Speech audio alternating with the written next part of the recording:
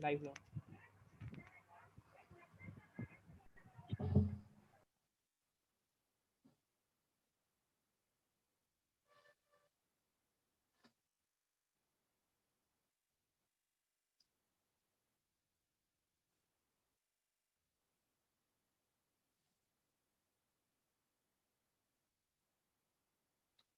So, good evening, everyone. Welcome to our 13th session of Divine Plunge.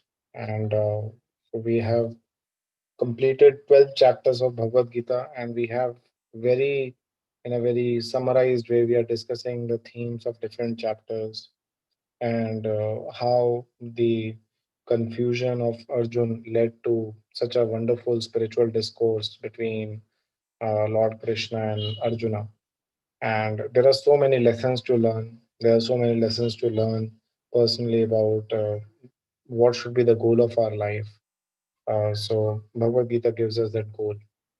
So on this point of having a goal in life, so we may be very possessive about the goals we have in our lives, right? So we will be obviously like no, we be very personal about our goals, individual goals. But Bhagavad Gita gives a universal goal for everyone, actually. And this essentially, like, no, it differentiates uh, from the from the otherwise the concept of like no everybody can be sort of not thinking about their own goal and they can do whatever they want. That does exist. There is a freedom, but then Bhagavad Gita gives that universal goal because universally all of us are spirit souls, and the goals which we think otherwise as goals, they are actually not our goals. They are just milestones. They are intermediate aspirations. A child has a goal to get a toy. A child grows up, has a goal to get a good uh, maybe get some a football or the cherished football or something like that. When he grows up further, he has a goal to get good marks. After the school, one is having a goal of getting into a very good college. So in this way, there are so many goals which we make after getting into a college. Then we have a goal of getting a good job, or we want to have our own business or a startup or whatever we want to do. Then that goal, if it is achieved or that phase is gone, then we move to some other goal of having a family in a particular way or things like that. So goal keeps on changing. So these are essentially not the goals of life, because if these are achieved, then the life is done. No, that is not the case. So these are different milestones we have on our way which we achieve. The ultimate goal all of us are looking for is that of happiness. Okay, and Bhagavad Gita gives us that route to achieve that goal. Okay, that goal, that happiness which we aspire for is usually the happiness which we want, that happiness which is not limited, which is not mixed with misery, which is very pure happiness, and we really enjoy the way we are. But we don't find that usually in this world. So Bhagavad Gita gives us the root of that happiness. Okay, the happiness of which will last long, which is not mixed with misery, and which is generally uh, like no is sustainable and permanent. And once we taste it, doesn't mean that we get dissatisfied and we want to look for something else, but we get more satisfied and we keep on digesting that happiness now and now. So Bhagavad Gita gives us that spiritual happiness. Okay. So that's why Bhagavad Gita is very special. It gives us the goal of life, uh, which is to become happy. It actually gives us that goal. Okay, so it gives us in our hand. The only thing is we have to have it. So in case of Arjuna, he was quite confused. He accepted Krishna as his teacher, and he started asking about mm, uh, that what he should be doing. He's feeling very confused. So, and that confusion became the source of his enlightenment. And we move in Bhagavad Gita through various themes. Of course, Krishna is not talking something impractical that you immediately leave everything and no go and run in Himalayas and leave all your work, leave all your job, leave all your family, and just go and do whatever, like, no, do just serve me. No, Krishna is extremely practical. What Krishna is saying is that no, that you understand that everything is coming from me. Okay, so that point is like no, uh, so the chair we are sitting on, the table we have put our laptop on, the things which we are using, ultimately if we break it down, it's coming not from any one of us. Okay, it's coming from Lord, his nature. So Lord gives us the principle of acknowledging his ownership. Okay, and when we acknowledge his ownership, it's very natural for us to move to next level where we engage things as per his desire, because these are his things. So he knows it best how to engage that. Okay, and when we engage, then we also get satisfied, and uh, and Lord also gets satisfied. Just like a child is being given something by the father, and child first of all acknowledges this is being given by the father. Father is actually the owner, but then he then engages him as father tells him to use that particular thing, and then he's satisfied, he's happy, and father is happy, and everybody becomes happy. Okay, so in this way Lord Krishna is teaching that all of us have been given this body, all of us have been given this situation, life, and uh, all these things are extremely uh, you know when we use it as per the prescription given by Lord Krishna, which is given in Bhagavad Gita, then it becomes, we become happy and Lord becomes happy. Otherwise, we are always sad and we are disconnected from God. So, this theme has been very elaborately explained. Very gradually, Lord Krishna brings Arjun to the level of this understanding that no, everything is belongs to Lord. I don't know, maybe some of you must have heard that Pasaidan, Ishavasyamidam Sarvam. So whatever we see animate and animate is actually belonging to Lord. And his arrangement is absolutely perfect. Okay, this comes in Ishopanishad. So his arrangement is perfect. And the arrangement is perfect in the sense that it is perfect to give us the goal of our life. Okay. So if we stick to that, then we'll get it. So in that sense, this whole creation is perfect. There's no imperfection. So whatever imperfection we see, uh, Om Purnamadam Purnamidam. So this comes as Pasaidan in some of the colleges they. Yeah. So whatever imperfections we see in the creation of God, why this is happening, why that is, that imperfection is due to the incomplete knowledge of complete whole, that is God. So when we have incomplete knowledge, then we see imperfections. This is imperfection, that is. But otherwise, it's a very perfect arrangement to give us the goal in a very perfect way, and that is to achieve the eternal spiritual happiness. So, so we have gone very gradually from karma yoga, gyan yoga. We discussed that how um, it's very important that we don't get too much attached to the results. Now, I was just thinking, it's not that Bhagavad Gita is telling us not to become attached. Uh, we see that at the end of like no 45, 50 years sometimes no we feel, we get the similar feeling, right? That after working very hard and all, like no we see people, then eventually they become detached. Okay, so they understand that no, things don't go the way we want them to go. Okay, so at a very later stage of life we realize that okay, people are not in our control. Also, these are very normal experiences which people have at the later ages of life. When we are young, we feel that no, whole world should move according to us, this is what we want and this is what we'll achieve, and so on and so forth. But Bhagavad Gita gives that wisdom right at the beginning. Okay, which It's not that you have to basically go through that complete grilling process and at the fag end of the life you realize, oh, things were never in my control. So we get that knowledge right in the beginning, and thus we can always, in a very nice way, maneuver our life so that we can become happy in this life and go back to Krishna in the next life. So that's how Bhagavad Gita develops, as from Karma Yoga, then Jnana Yoga, then Bhakti Yoga was introduced. We discussed about chanting of Hare Krishna Maha Mantra.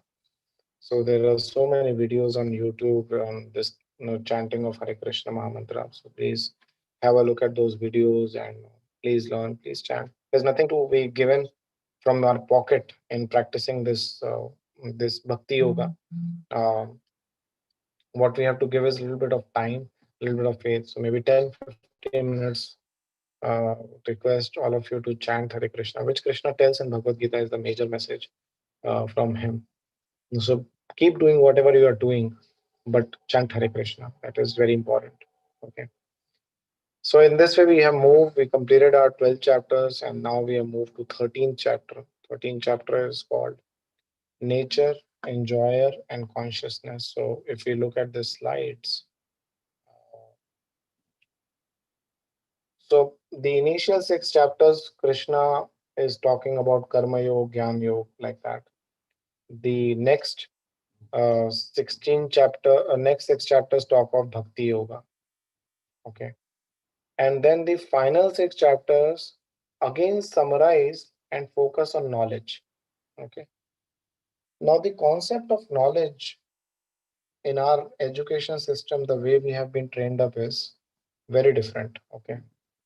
The concept of knowledge we have been trained up is more about knowledge means skills. Okay. So we see knowledge held by a person and his personality, character. These are two different things. Okay. So there's one personal life and there is a professional life. Okay, so that's how we see. Okay, so you acquired knowledge about your professional life, but then personal life is separate. Okay, so we have no business to interfere in the personal life. But actual knowledge, it it is actually beneficial for us and others if it is accompanied by cultivation of qualities in one's personal life. You're getting the point? So when we uh, focus on building knowledge without focusing on building our character, then we may get some memory, some knowledge, and know we may know so many things. But then actually to put it to use becomes more. In fact, we may get even confused with that knowledge. Okay. Uh, the concept in the earlier Vedic times was that knowledge, cultivation of knowledge is accompanied with cultivation of qualities, cultivation of character. Okay, so this is a theme of this chapter actually, that how the gyan, as we say, the knowledge, Veda means knowledge actually. Vedas is coming from root word called Ved, and Ved means knowledge. So this knowledge, if it is not accompanied with uh, with cultivation of qualities, with cultivation of character, then that knowledge ultimately becomes very, useful. If we go to the third, like now we'll go to the third slide. The uh, so So the wisdom is that we don't see knowledge and character and skills as separate things. Okay, so our current problems, we see so many problems. What we see in the current context is because we have isolated the concept of building knowledge from building of character. Okay, that's the precise problem we are having currently in this world. But the ancient system, okay, which has even been certified by people like Chanakya and all, is that this is a wholesome package. Skills, knowledge, character, these are not independent of each other. That okay, in my this period of life I'll just focus on building skills, and then this focus on, I'll just keep on building knowledge.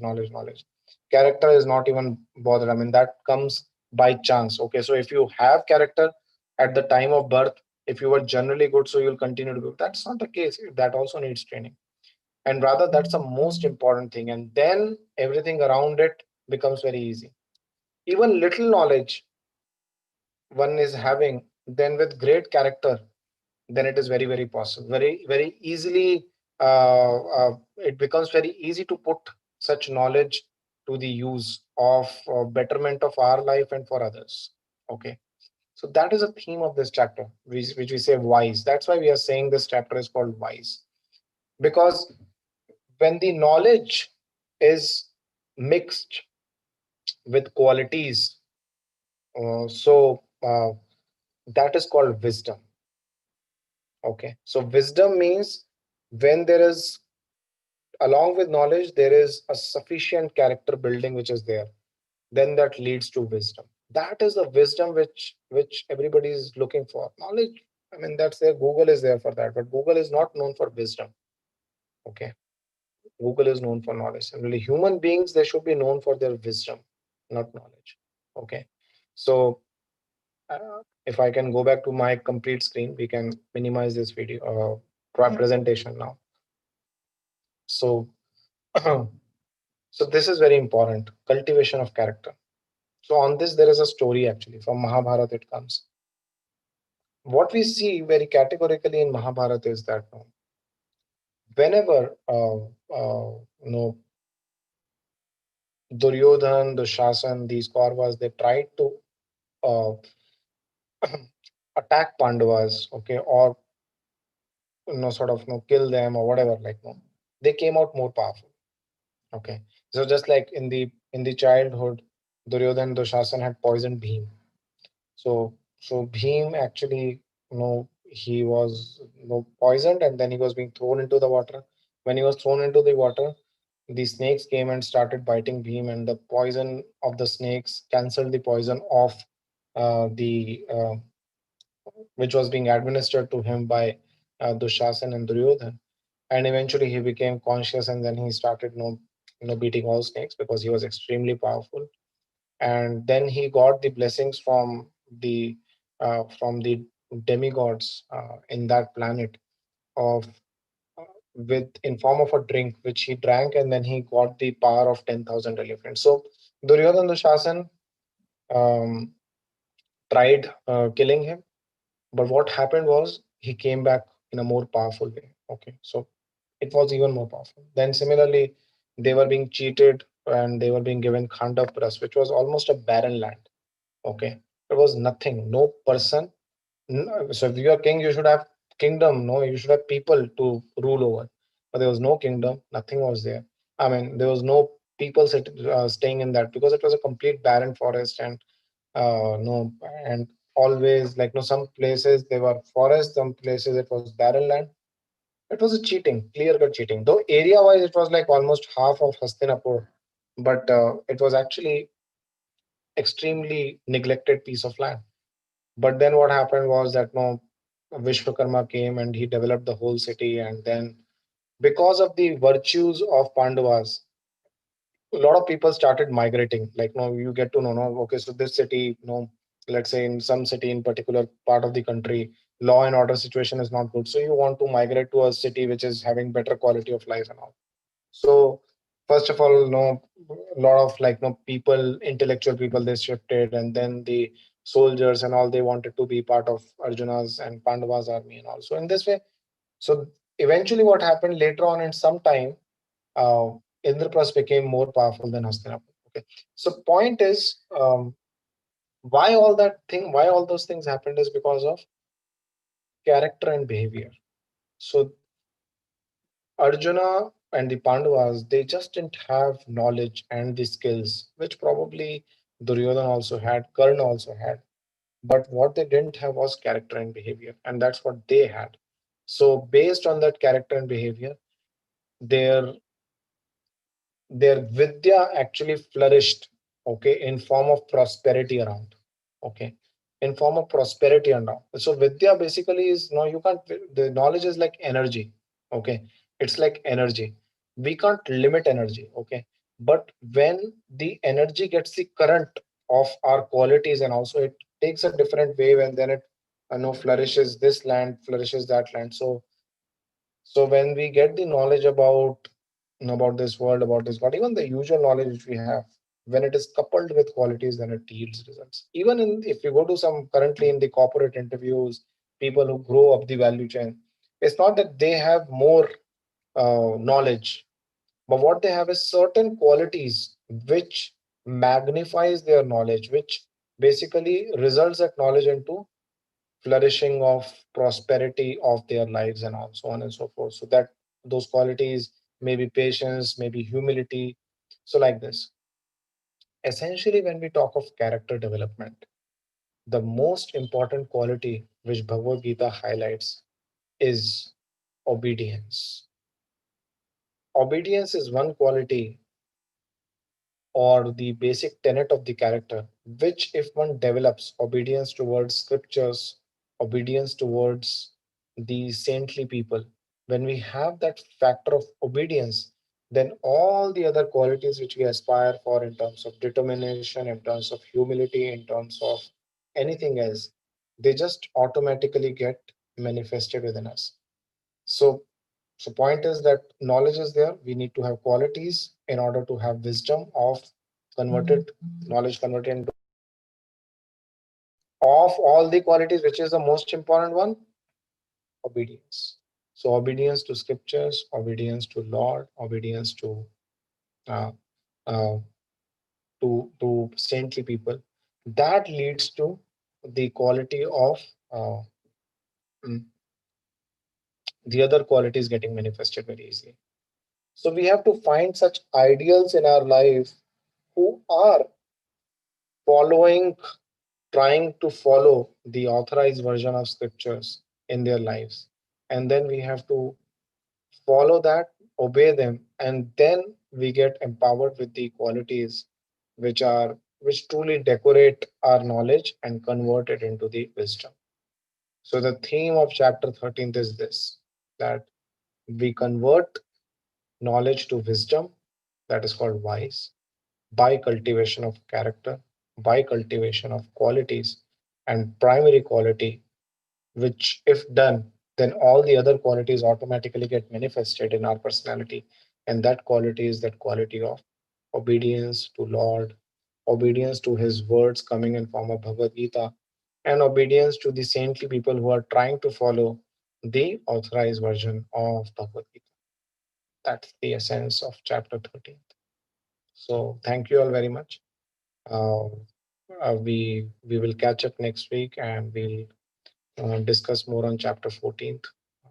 So we will uh, look forward for any questions. There is a WhatsApp group link which we'll put in our channel. So please subscribe to that, our WhatsApp group, and uh, join our group, actively participate. We have this service of daily Bhagavad Gita digest. We basically share the verses of Bhagavad Gita, one verse a day, so which can basically give us a daily dose of Bhagavad Gita wherever we are. So please join this group and WhatsApp group. The description will be shortly posted in our YouTube channel, and also subscribe to this channel and share it with your family, friends, and let everyone take advantage of Bhagavad Gita. Thank you all very much. Hare Krishna.